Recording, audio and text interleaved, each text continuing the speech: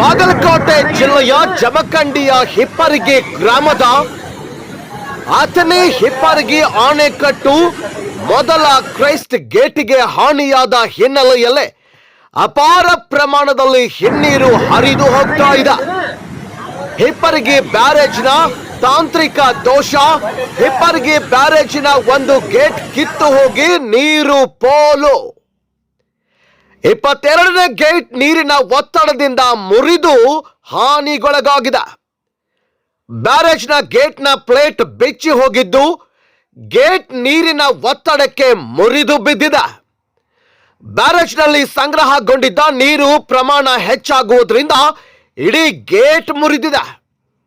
ಬ್ಯಾರೇಜ್ನಲ್ಲಿನ ನಿಂತ ನೀರು ಪೋಲಾಗಿರೋದ್ರಿಂದ ನೀರಿನ ಒತ್ತಡ ಕಡಿಮೆಯಾದ ಕಾರಣ ಯಾವುದೇ ಅನಾಹುತಗಳು ಸಂಭವಿಸಿಲ್ಲ. ಗೇಟ್ನ ಪ್ಲೇಟ್ ಯಾವ ಕಾರಣಕ್ಕೆ ಮುರಿದಿದೆ ಎನ್ನುವುದು ಇನ್ನೂ ಕಾರಣ ತಿಳಿದು ಬಂದಿಲ್ಲ. ಅಧಿಕಾರಿಗಳು ಶ್ರಮಿಸುತ್ತಿದ್ದಾರೆ.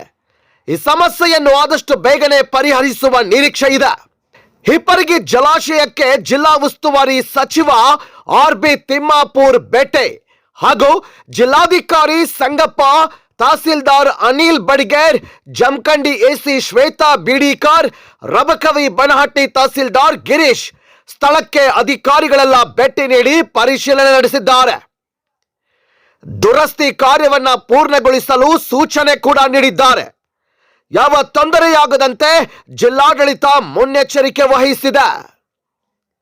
Bureau report, JBTV news, Jamkhandi.